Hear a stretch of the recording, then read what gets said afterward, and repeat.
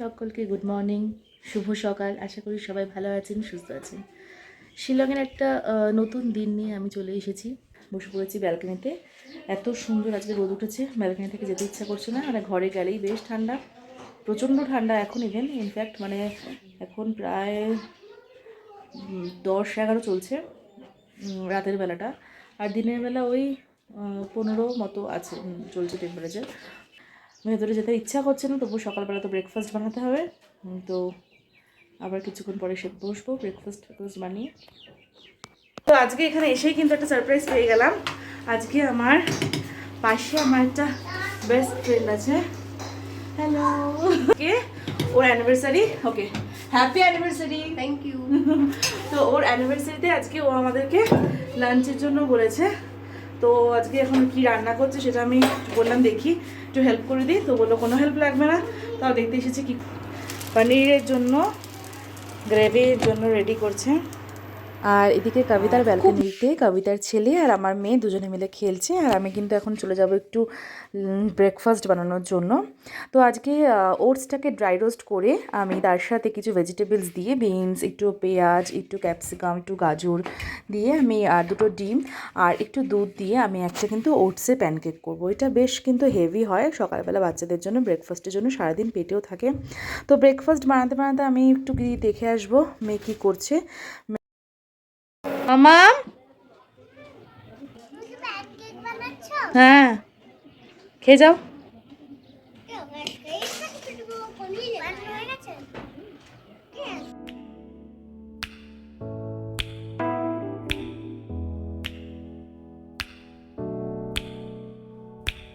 তো ব্রেকফাস্ট সেরে আমি, হিয়া আর কবিতার ছেলে, আমরা চারজনে কিন্তু একটু বেরিয়ে পড়েছি।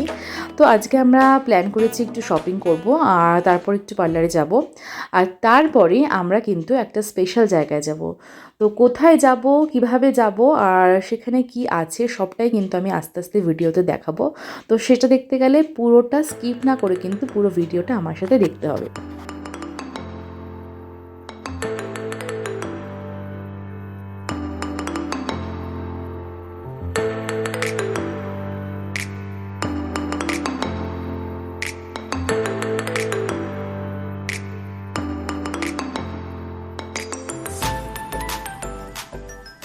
তো এবার আসি আসল কথায়।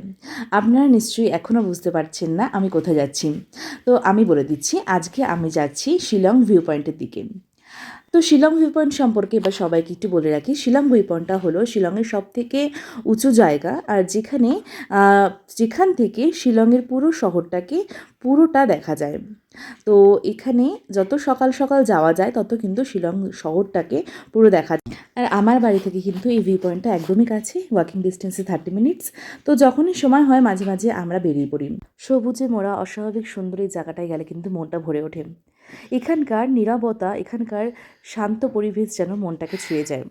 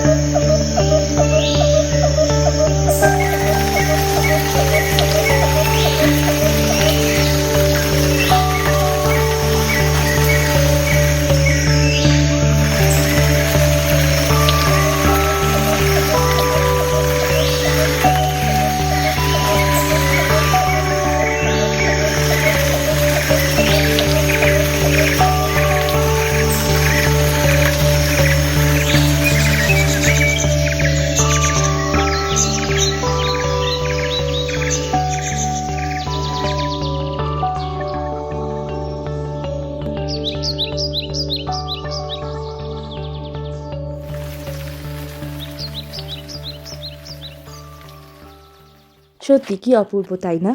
আমরা কিন্তু কথা বলতে বলতে ভিউ পয়েন্টের মধ্যে পৌঁছে গেছি। আর এখানে যে একটা টাওয়ার আছে, এই টাওয়ারটায় উঠলে কিন্তু শিলং শহরটার আরও সুন্দর একটা ভিউ পাওয়া যায়। আমরা এখন ওপরে উঠছি, আর সাইডে কিন্তু একদম খাদ।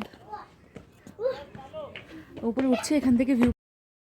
আমি কিন্তু এখন এই টাওয়ারের উপর থেকে শিলং শহরটাকে দেখিয়ে দিচ্ছি। এই টাওয়ার থেকে কিন্তু শিলং শহরটা পুরো দেখা যায়।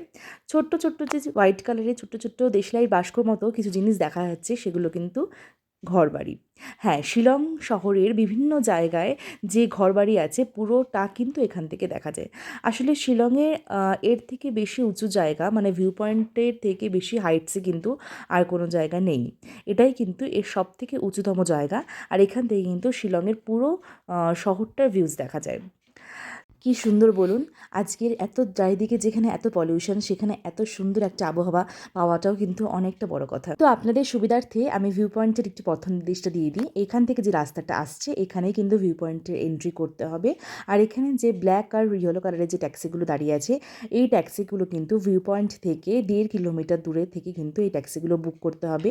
মানে আপনারা যদি অন্য কোনো গাড়িতে শিলং ঘুরে থাকেন, তাহলে সেই গাড়ি কিন্তু ভিউ পয়েন্টের মধ্যে এন্ট্রি করতে দেবে না। ভিউ পয়েন্টে আসতে গেলে ভিউ পয়েন্টের 1.5 কিলোমিটার দূর থেকে এই ট্যাক্সি বুক করে তবেই এখানে এন্ট্রি করতে হবে, এবং এখান থেকে ঘুরে সেই ট্যাক্সি করেই কিন্তু আপনাদের ফিরতে হবে। তারপর আপনারা নিজস্ব গাড়িতে ট্রাভেল করতে পারবেন। আর এই ভিউ পয়েন্টের এই যে টাওয়ারটা দেখাচ্ছি, এই টাওয়ারের উপর কিন্তু টেলিস্কোপ রাখা আছে। প্রত্যেক মানুষের জন্য, মানে পার পার্সন 50 টাকা করে এখানে লাগে, এবং এখান থেকে কিন্তু টেলিস্কোপের মাধ্যমে ভিউটা খুব ভালো পাওয়া যায়। আর এখানে কিন্তু ওয়াশরুমের ব্যবস্থাও করা আছে। আর এই টাওয়ারের নিচে যে ছোট্ট একটা দোকান আমি এখন দেখাচ্ছি, এই দোকানটা কিন্তু খাসি ট্র্যাডিশনাল ড্রেসের শপ। মানে এখানে কিন্তু খাসি ট্র্যাডিশনাল ড্রেস পরে টুরিস্টরা ফটোশ্যুট করে থাকে। আজকের ওয়েদারটা কিন্তু খুব ভালো, আর প্রচুর টুরিস্ট কিন্তু আজকে ঘুরতে এসেছে, ফটোশ্যুট করছে। আর ভিউ পয়েন্টের এই জায়গাটায় কিন্তু বেশ বসার জায়গাও করা আছে, চেয়ার্স রাখা আছে।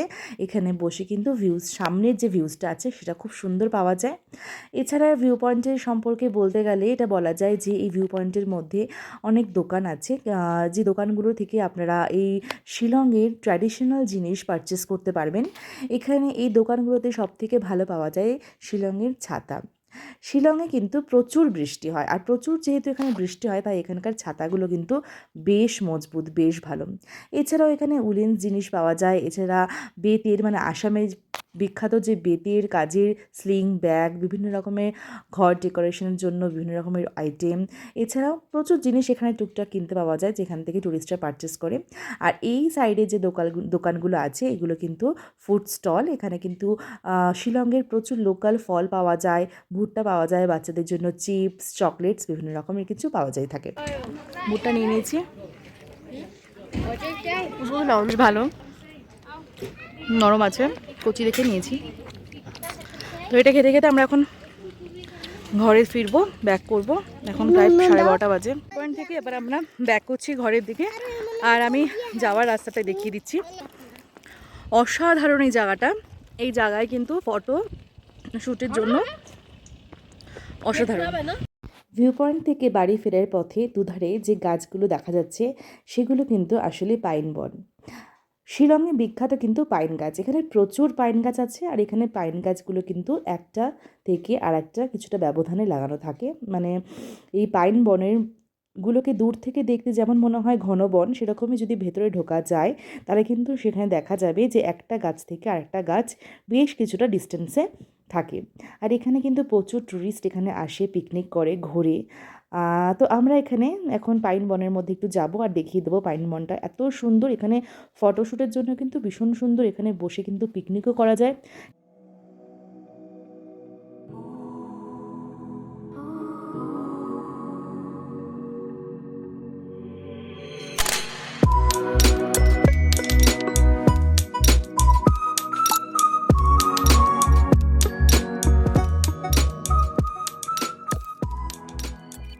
তো এই রাস্তাটা ধরেই কিন্তু ভিউ পয়েন্ট থেকে আমার ঘরের দিকে যেতে হয়। আর আমি এখন দেখাচ্ছি, এটা আমাদের কিন্তু গ্রাউন্ড আর স্টেডিয়াম। তো এখানে কিন্তু বাচ্চাদের জন্য বাস্কেটবল কোর্ট আছে, ভলিবল কোর্ট আছে, ক্রিকেট গ্রাউন্ড আছে। তো এখানে কিন্তু বাচ্চারা বিকালবেলা খেলে। প্রচুর বাচ্চারা এখানে সন্ধ্যেবেলা আসে, অনেকে ওয়াকিং করতে আসে। আমরাও কিন্তু এখানে সন্ধ্যেবেলার দিকে ওয়াকিং করতে আসি। আর এই যে রাস্তাটা চলে যাচ্ছে, এই লেফট হ্যান্ড সাইডে যে রাস্তাটা যাচ্ছে, এটা কিন্তু হিয়ার স্কুলের রাস্তা। মানে স্কুলের দিক যেতে গেলে এই রাস্তাটা ধরে যেতে হবে। আর রাইট হ্যান্ড সাইডে যে রাস্তাটা চলে যাচ্ছে, এই রাস্তাটা কিন্তু আমার ঘরের দিকে যেতে হবে। কি সুন্দর বলুন, রাস্তাঘাটগুলো কি পরিষ্কার পরিচ্ছন্ন। সত্যি এখানে কিন্তু রাস্তাঘাটে কোনো নোংরা, কোনো ধুলোবালি কিন্তু সেরকম দেখা যায় না। সবাই এখন হাঁটতে হাঁটতে গল্প করতে গল্প করতে করতে হাঁটলে কিন্তু বোঝাও যায় না যে আমরা কত দূর থেকে কত দূর চলে আসলাম। যদিও বেশি দূর নয়, তবে হিলি একটু হিল রোড তো রাস্তার জন্য একটুখানি ব্রিদিংয়ের ইস্যু হয়, আপ অ্যান্ড ডাউন রাস্তা। তো আমি আগে যে পাইন বনটা দেখিয়েছিলাম, তো সেটারই একটা জিনিস আমি এখন আপনাদেরকে দেখাবো। রাস্তার দুই ধারে কিন্তু এখানে যেহেতু প্রচুর পাইন গাছ, তো পাইন গাছের ফলটা আমি এখন দেখাবো। পাইন ফল সম্পর্কে বলি, পাইন ফল দিয়ে কিন্তু ঘর ডেকোরেশনের প্রচুর জিনিস তৈরি হয়। তো আমি এখন খুঁজছি যদি একটা কোনো পাইন ফল দেখা যায় তাহলে আমি আপনাদেরকে দেখাতে পারবো। তো এখানে কিন্তু পাইন গাছের নিচে প্রচুর পাইন গাছের ডাল ভেঙে পড়ে, আর সেই ডালের মধ্যে কিন্তু ফলগুলো লেগে থাকে। আমি একটা ডাল খুঁজে পেয়েছি, আমি সেটা এখন দেখাচ্ছি। তো এটা হচ্ছে পাইন গাছের ফল। পাইন গাছের ডালটা গাছ থেকে ভেঙে পড়েছে, আর এই ফলটা কিন্তু এখনও পুরোপুরি মানে শক্ত হয়নি, মানে ফলটা আরও বেশি শক্ত হয়। যেহেতু গাছ থেকে ভেঙে পড়েছে ডালটা, তাই ফলটা এখনও পুরোপুরি তৈরি হয়নি। পাইন ফল সম্পর্কে বলে রাখি, এই ফলগুলো কিন্তু খাওয়া যায় না, মানে অন্যান্য ফল যেরকম আমরা খেয়ে থাকি এই ফলটা কিন্তু খাওয়ার কাজে লাগে না। এই ফলগুলো মেনলি ঘর ডেকোরেশনের কাজে বিভিন্ন রকমের শোপিস তৈরি হয় এই ফলগুলো দিয়ে। তো আমি দেখছি যদি একটা ফল পাওয়া যায়। হ্যাঁ, আমি একটা ফল পেয়েছি, আর এটা হচ্ছে পুরোপুরি পাইন ফল। এটা তৈরি হয়ে গেলে কিন্তু গাছ থেকে অটোমেটিক্যালি এগুলো পড়ে যায়, ঝরে পড়ে যায়। তারপর এইগুলো দিয়ে কিন্তু বিভিন্ন রকমের ডেকোরেশনের জিনিস তৈরি করা হয়। যাই হোক, কথা বলতে বলতে কিন্তু ঘরের দিকে প্রায় পৌঁছে গেছি, আর এখন কিন্তু দুপুর 1টা বেজে গেছে। আজকে যেহেতু আর লাঞ্চ বানানো নেই বাড়িতে গিয়ে, কেন কি আজকে আমাদের কবিতার বাড়িতে আজকে ওর অ্যানিভার্সারির জন্য ইনভিটেশন আছে। তো এখন বাড়িতে গিয়ে রেস্ট করব। তো আশা করি সবার এই ব্লগটা ভালো লাগলো, আর শিলং ভিউ পয়েন্টটাও ভালো লাগলো। তো কেমন লাগলো সেটা কিন্তু অবশ্যই কমেন্ট বক্সে জানাবেন, আর ভালো লাগলে লাইক, শেয়ার, সাবস্ক্রাইব করে দেবেন। ভালো থাকবেন, সুস্থ থাকবেন। দেখা হবে আবার একটা অন্য কোনো ব্লগে।